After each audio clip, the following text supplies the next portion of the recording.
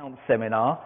For those of you who weren't here for my first session this morning, I'll just introduce myself. I'm Paul Richer. I run a management consultancy called Genesis. Genesis advises on technology in the travel industry. And I've organised this seminar and the other technology and online travel seminars. And now for the next hour, we're talking about content counts. And obviously counts because you're all here. It must be a very important subject. We've got three presentations we're going to hear from our three speakers, and then I'll invite them to sit at the table there and we'll ask questions. And that's the format. And just to let you know, if you don't want to take notes, give me your business card at the end of the hour and I'll drop you an email when the presentations are online. And let me just check if we're going to get all the presentations. Maud, are we all right to put your presentation online? Okay. You'll probably get Giles's presentation online from us, but our other two speakers perhaps not. So I take back everything I said. Take notes. let me just switch PCs and I'll introduce our first speaker.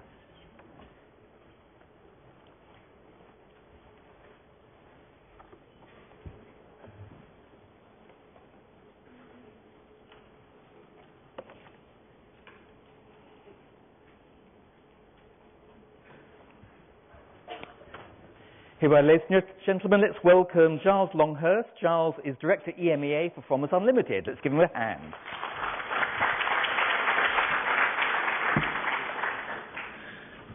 Thank you very much, Paul. Today I wanted to give you a flavour of some of the work that we do and some of the ways that we find the best ways to develop rich and engaging content. So what I'm going to start with is focusing on two main aspects: rich content and how do we make that? What is rich inspirational content? And then secondly, how do we ensure that the content we create is engaging, relevant and effective for both the audience and the platform and the phase of the booking cycle? So lots of things there. Both of those need to be thought of from the perspective of both the search engine and the user to ensure that new and existing customers can find your brand, trust your expertise and buy your products time and time again. So I've started with rich content and the richest man in the world. Wouldn't we all like to have a bit of that money? And I'm going to move quickly on to imagery. Imagery is absolutely key. Every year the importance of imagery is growing, and we're seeing that through some of the surveys that we're carrying out. And it really allows people to understand both the destination that they're trying to locate and go to, but also the product that's right for them. So here are just some sort of facts around content that we're seeing over the last couple of years. So 82% of users expect images when planning their trip to a different destination. 79% of users expect an image of their accommodation before they'll book that accommodation. And 69% of 18 to 34-year-olds will post a travel photo either while in the destination or when returning. So it really is key to what we're doing. What I just want to focus on is ensuring that the imagery that you use is right for each different stage of the booking cycle, so that you're not just delivering the same type of content, you're thinking about when it's most relevant. Slideshows and galleries for the inspiration piece right at the beginning when you're dreaming about a destination. And then the more granular points of interest to provide that local detail once you're out on the ground. So I'm now just going to provide a little example of one of our slideshows that we've been creating over the last couple of years on FromUs.com. These are a range of different products that really allow the customer to get engaged with the destination.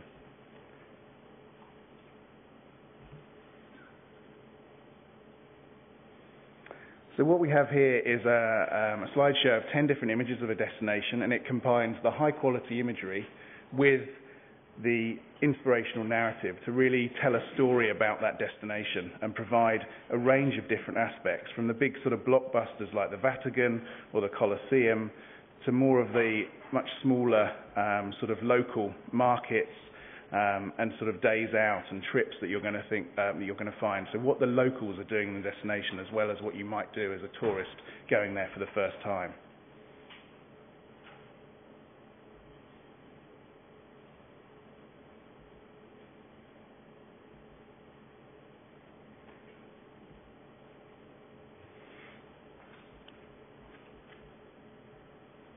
I'm now going to move back to show a case study from fromers.com. This is just really providing a bit more context to why we went about creating these slideshows on fromers.com. So it was really about that inspirational content, providing something right at the beginning of the booking cycle to engage them in that planning process, whether it be on fromers.com or whether we then post those slideshows out to Facebook and get people coming back into our site. It was also about winning new traffic and engaging with them and bringing them back onto our site so we can grow the overall exposure on there. We developed a range of both destination and thematic slideshows, and it was that fusing of the narrative and imagery that I just showed you before. So what are the results? So 20% increase in page views per visit, which was absolutely exceptional for us on the site. And now slideshows represent 30 to 40% of all of the traffic on fromers.com. The best performing slideshow delivered 180 plus page views in 1 month and continues to deliver those impressions. And we have an average visit duration of 8.25 minutes, which is obviously very strong. We are a destination research site, so that's what's one of the reasons why it's such a high level. And here are just some of those slideshows appearing on fromers.com. One of Los Angeles, and then a thematic one, the top 10 balloon rides in the world. So a real range of different types of content we're able to create. So imagery is very important, but it's not all about the imagery. It's also about the narrative. And that has a big part to play in allowing users to understand your brand. So here are some of the things to think about when looking at your narrative content strategy. The destination is alive, so is your content. And what I mean by that is don't just mention there are attractions, there is great nightlife, there are great bars in a destination. Go into the detail, pinpoint what are those attractions that are going to be relevant to the audience you're talking to, so they get a feeling of the destination that they're going to. Reflect the changes in your destination. Now this is about freshness. Make sure your content is up to date. Google's just made another change to the algorithm at the weekend, and this really was focusing on putting more importance on the freshness of your content. So make sure that is high up in your strategy. Provide the insider knowledge, not just those blockbusters. Tell us when I should go and visit that attraction because it's not so busy, or what's the best view, or what's the best room in a hotel that's going to provide me the view that's going to be most attractive. Seasonal content is also important. So each destination will have a very different flavour depending on the season. Make sure you're trying to capture all of those. It helps on the freshness, but it also helps to show your expertise about that location. Timely content linked to offers. So provide a reason to book. Why should I go this month or next month? There's something happening. There's an event, something that really is going to drive me into that destination. And overall, you want to own your key destinations. You need to do that through depth, through knowledge, and that fresh content.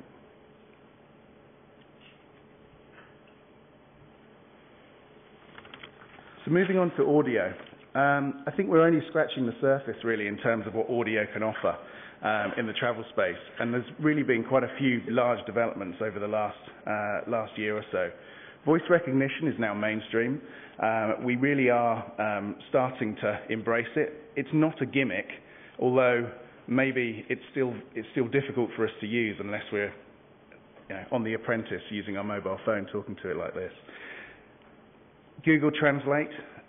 This is definitely a service that is becoming more and more important to us. It allows the average Englishman to speak many different languages when he goes on his holiday, which has not always been the case. Apple Siri is your personal assistant on your phone, on the iPhone 4S. It's only just out there, but I think it's going to be another way that we actually interact and use voice recognition on a day-to-day basis. When it comes to the content, audio is the glue between your destination experiences. So if you have a list of points of interest on a mobile application, make sure you think about how you add audio to that. So when you're traveling between destinations, it adds the commentary that allows you to get a bit more detail around the location that you're in at that specific point. It can also provide the local flavours around a destination as well, so using those local voices to explain what you're going to find when you get there.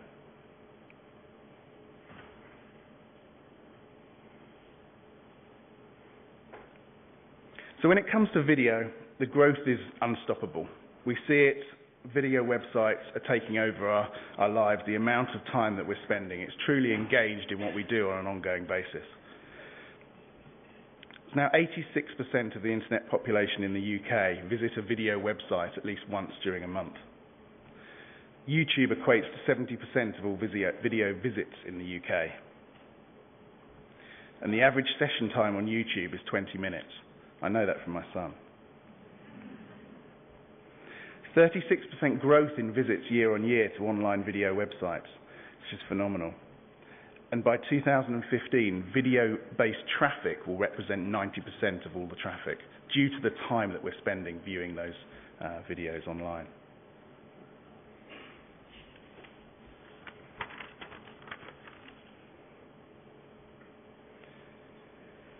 So rich content is not just about the visual impact, the imagery, the video. It's also about the way you label information, the tagging. So it's about the rich metadata that you provide around your content.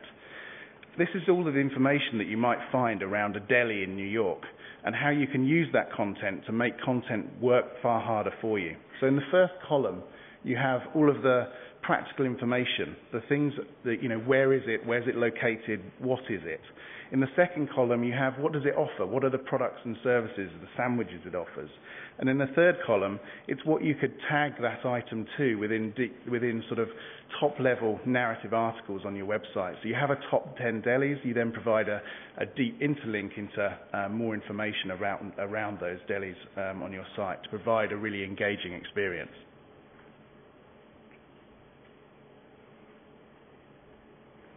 So we now geocode everything, from ourselves to our holiday destination to show off to our friends about where we're sitting on a gorgeous beach, to our flight path of our airline, to our pets.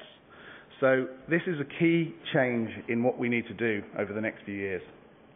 And the reason for this, there are two main ways into a product. There's search and there's kind of mapping. But accuracy is everything, so ensure that you are really focusing on doing automated geocoding and then running manual processes over that to get the accuracy to the level you require. And once you've done that, you can build rich local experiences that combine imagery, narrative, video, all in one location, so that when someone's viewing a hotel, they get a real experience of the neighborhood that they're looking at.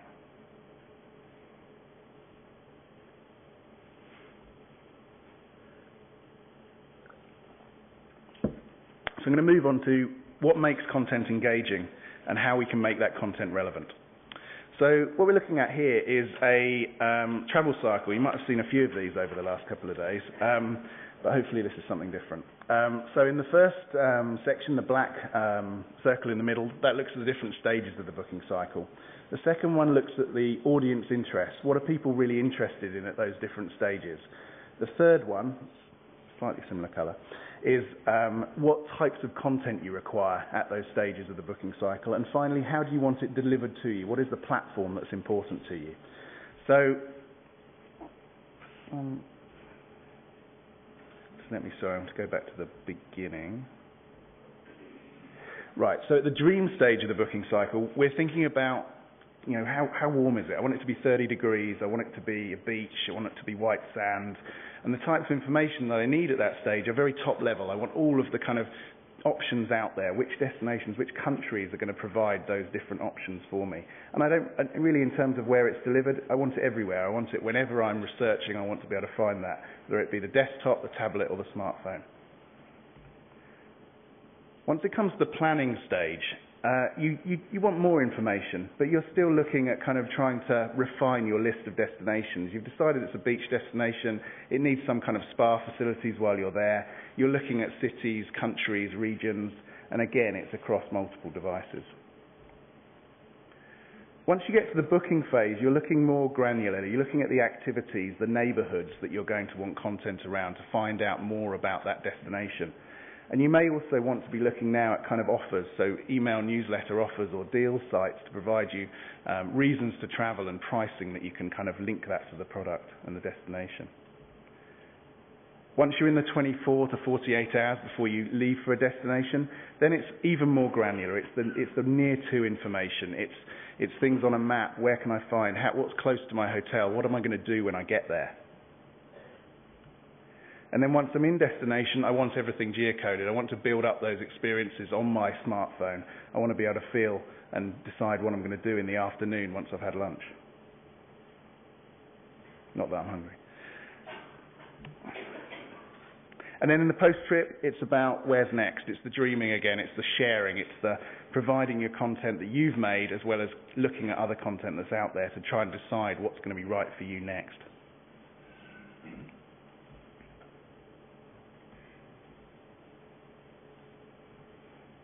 So then it comes to tone of voice, and this is something that's talked about a lot when it comes to content. And it's really key to understand what tone of voice is and how you can really make it work for you as a travel organisation. So firstly, you need to know your customers. You need to understand who they are, whether they're a business traveller, leisure traveller, they're travelling with their family. So you can deliver the right type of tone to each of those customers wherever they are. The content should be an extension of your welcome. So when you're going to a hotel or entering an airline, it's kind of what do you expect when you go on board or go to the reception or the concierge? How are people talking to you, and how can you let that same tone go through your content? So for hotels, you should create glossaries of hotel hardware and brand USPs, so you can use those throughout your content to really talk about the ways that your brand sells its products.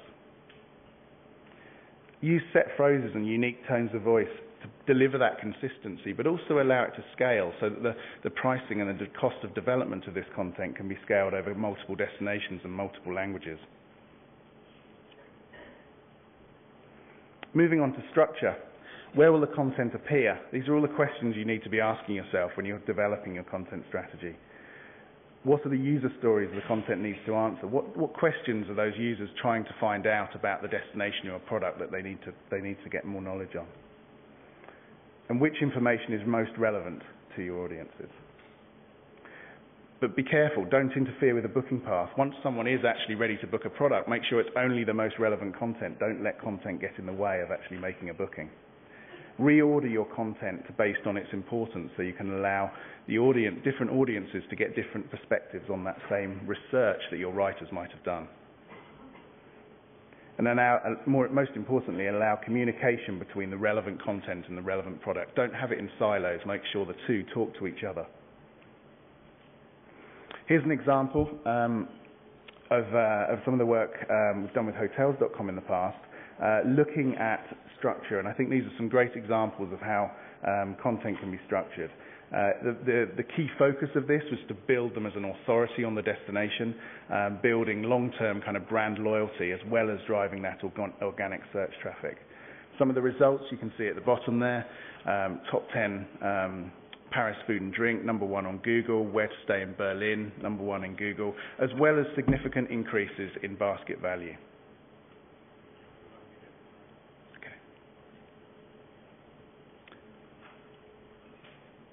And lastly, on the hotel property descriptions, this is also an important area where it's very key content in terms of the purchase path. This is very focused right close to someone actually making a booking of that hotel. So it's a really important area to focus on and how you break that content up and structure it into why book, what's the brand, where is it located, and what are the calls to action. And I'll wrap up here. So thank you very much, and I'll pass on. Next person.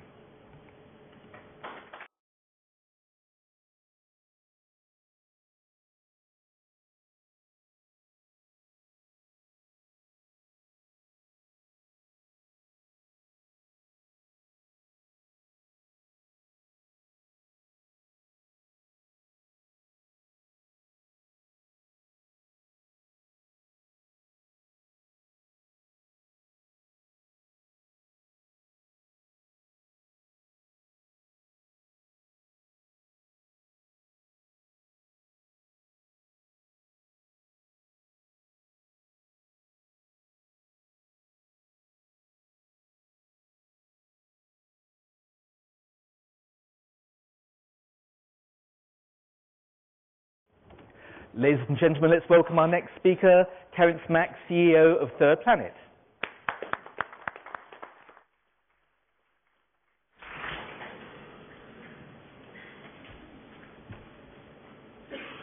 Can everybody hear me? Hi. Okay, good afternoon. My name is Terence. I'm the CEO and founder of a company called Third Planet. Sorry to do a little sales talk, but because this is actually our debut here at WTM for the first time, so need all the guidance I can get. So let me just give you a quick introduction of who Third Planet is and what we do, and you decide whether this is something interesting content that you may use. Third Planet, if you think about it, actually is Earth. We're the third planet from the sun. That's what the name Third Planet came about. Not a very creative name. We are the world's first 3D interactive travel portal. Just to give you a bit of story, I started this thing about 3 years ago when my wife told me, I want to know about the destination better. Is there a way better for me to understand where to go, what to see? And I said, okay, there has to be a better way to do it. And we look at what's happening on the website, and this is the existing technology that's available. Picture and words. How many of you here have a destination that you want to sell? 1, 2, 3. Well, pretty much a lot of hands. Would you think that the words and picture would be adequate enough to describe your destination? Or there's a lot more? There's a lot more to your destination. It's very hard to sell a destination using picture and words. So on 10th of December 2011, we are launching for the first time the Journey to Everest. This is a showcase to you how you can use a new technology to engage consumers. So everybody can now climb Everest with this technology. Sounds cool? Okay. I'm going to do less talk and more demo, give you an idea how this thing works. All right. We believe in engaging consumers. Our previous speaker did talk a lot about engaging consumers. How do you get their attention? A picture gets them for maybe 5 seconds. A video, 20 seconds. You need more to get them to understand more about your destination. And in Third Planet, we talk about experiencing the world in interactive 3D. Okay, that's what we talk about, letting the consumer experience it. So without further ado, let me give you a quick demo.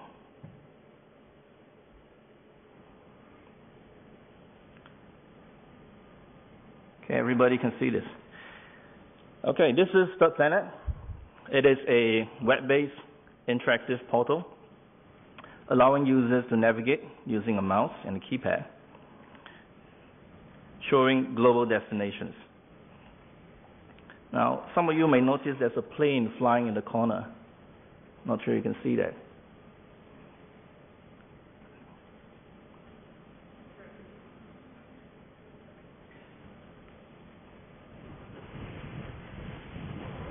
It's interactive. It's fun. It's engaging.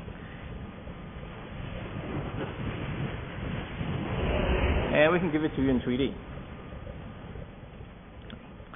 So for our first launch, we are showcasing the Journey to Everest. And let me bring you through a little journey. I can't bring you through the entire Journey to Everest because it will take me more than 1 hour to do that. So I'll just give you a quick snapshot on what we do. So down here, as you click on the Journey to Everest, you can actually select. You can see photos and wordings, of course. But what's interesting is that we can also give you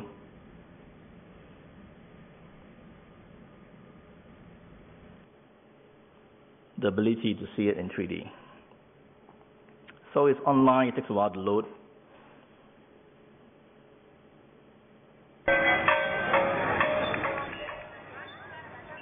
So this is how it looks like. This is Patan Square, one of the 10 UNESCO sites in Nepal. It's a very, very beautiful location, but it's very difficult to tell people how it looks like.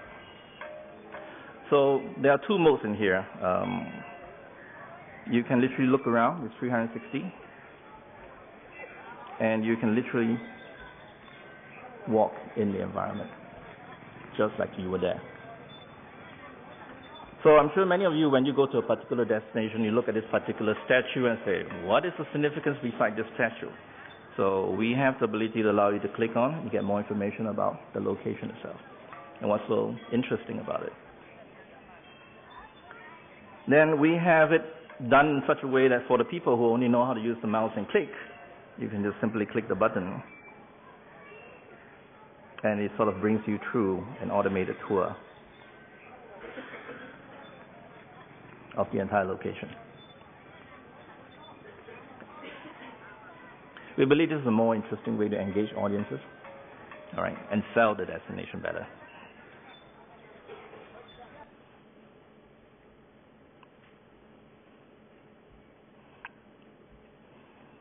So I know I'm running a bit short on time, but just quickly go back to what I'm talking about. So to use this platform, all you need is a PC and a Mac. In the near future, by next year, we're launching the iPad version, and you can probably do this. That'd be cool. All right. You need a broadband and a mouse, and please equip yourself with some Coke and popcorn. All right, you're taking a 1 hour through the experience. So, but we believe an interesting platform is not powerful enough without the ability to pull the industry together. So we also partly designed the platform to allow not only destinations, but tourism, hotels, everybody to be fitted onto the same platform. And we also have a global partnership models that pull together all the global tourism boards. The platform that we're doing can be embedded within your websites. It's a partnership model, so everybody can help to resell this. Think of it as a YouTube for the travel industry.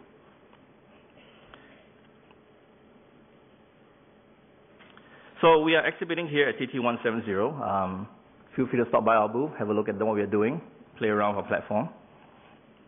Okay, so thank you very much.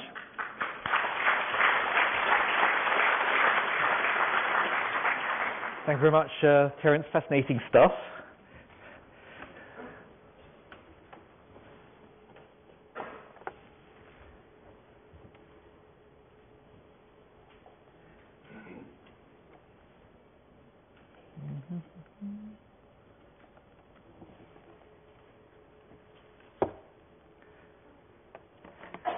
There we are. So let me introduce our next speaker of the three, and she's Maud Larpent, Senior Manager, Review Services, TripAdvisor. Let's welcome her, ladies and gentlemen. Thank you. Hello. Ooh, it's blinding. Hi, everyone. So from TripAdvisor, I'm going to talk to you about content, but obviously, as you can expect, I'm going to talk to you about user-generated content. User-generated content has been around for quite a while now. TripAdvisor has been around for 11 years, and well, we all know that it's more and more important for users on the web. This is a quote from Eric Schmidt, which is from 2009, so not a new phenomenon here, but it's growing in importance, and it's not, I mean, the growth of user-generated content is not stopping and not nearly dying down. And we know that it's even more relevant in travel, which is what we're interested in here at WTM. We know that people crave user-generated content when they're researching their travel, whether it's their destination, their hotel, accommodation, restaurants, or activities when they're there.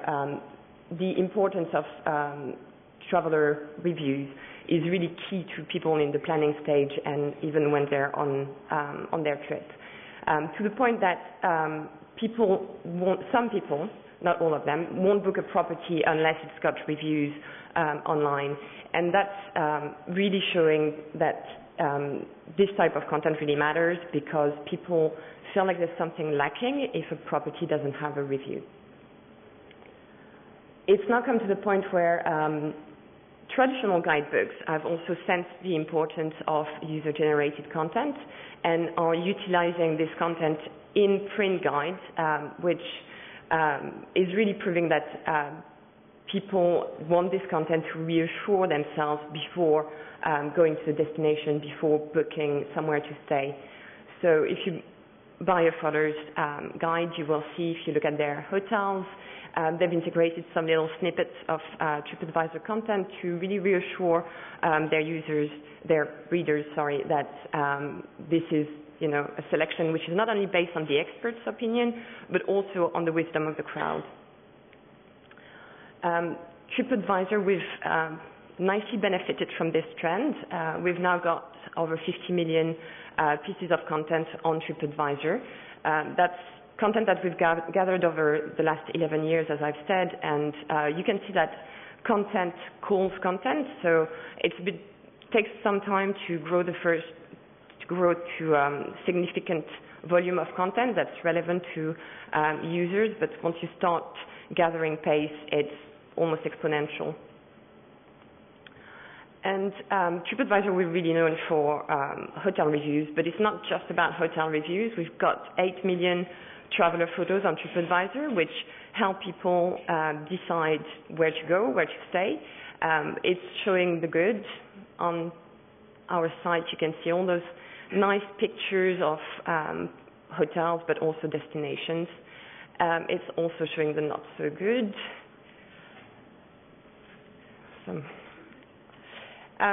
We're taking this even further, not only showing you reviews about properties and their pictures, we're also helping you now find the right room within within a specific hotel.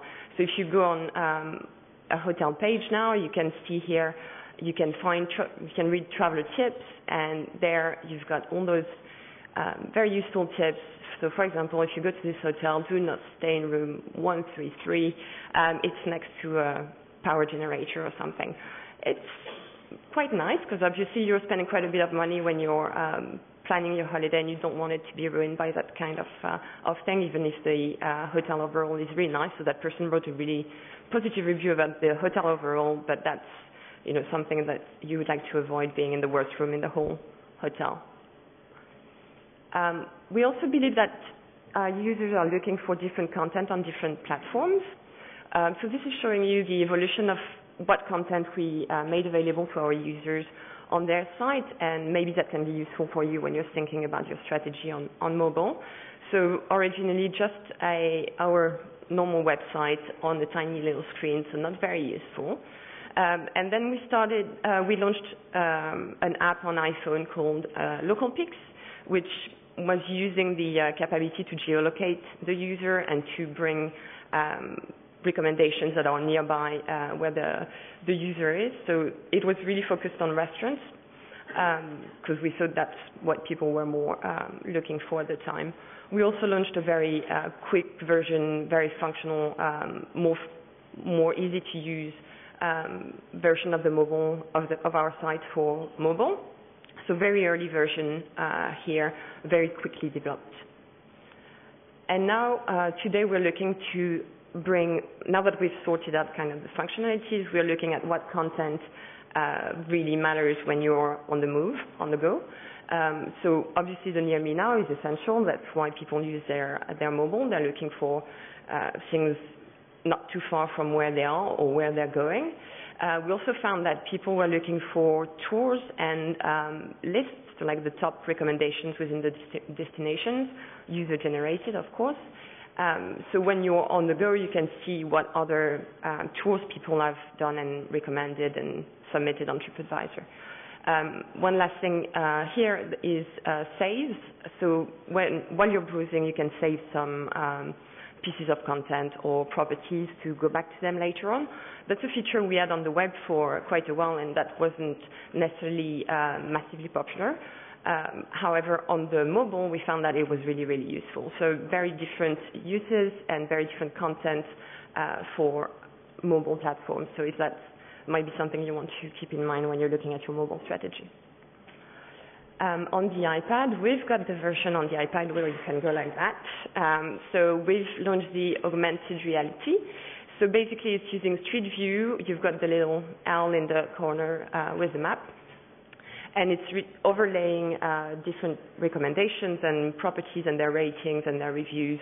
So you can drill down and see what people have recommended where you are and see how to go there and in which direction to point.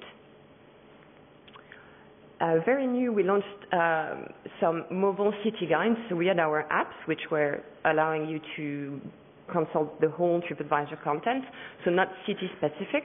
And we've recently launched those apps to really focus and drill down on specific destinations. So the good things about it is that, well, it's free, and the other thing is that it works offline. So you've got all the content is preloaded on your phone, and you don't have to pay roaming charges when you're looking at this content. So basic TripAdvisor content, you can look at restaurant, attractions, hotels, and all their ratings and reviews associated. The extra bits and pieces that you find here are self-guided tours. So again, user-generated. People have said, well, the best way to see Rome or London is to do this, or if you want to see a shopping tour or museum tour, things like that, you can see different type of tours that have been created by users. You can see here it's got the little point me there, which is quite cool as well. It shows you exactly in which direction you should walk. So if you want to go to the British Museum, you just look at your phone and you're not starting to walk in one direction to realize you've gone the wrong way and you have to go back. Moving on to another aspect that we think is really important for users in general is that they want more and more content that's relevant to them specifically. So they want to see, for example, content that's been written by people that are in the same situation as them. So for example, if they're going on holidays with their family or on business, you can filter the content to make sure that it's people who are looking for the same thing as you. So if you're going on business, you might not care that there's a full-time nanny in the hotel, but the other way around, if you're going with your kids, that's interesting information, so you can filter in the 50 million pieces of content in TripAdvisor, you can find what's relevant to you. And you can go one step further, and more than just people who are like-minded or similar experienced as you, you can see what your friends have recommended. So we've done a very deep partnership with Facebook, where basically if you go and look at a destination on TripAdvisor, you can see which of your friends have been there, what hotels they've stayed at, what hotels they've reviewed, what they've said about it, and then you can also go up and ask them questions about it on Facebook, and really get the wisdom of your friends through TripAdvisor. And I think that's it. Yeah. You can sit at the table. Thanks very much, Maud. Maybe I'll invite our three speakers to come and sit at the table.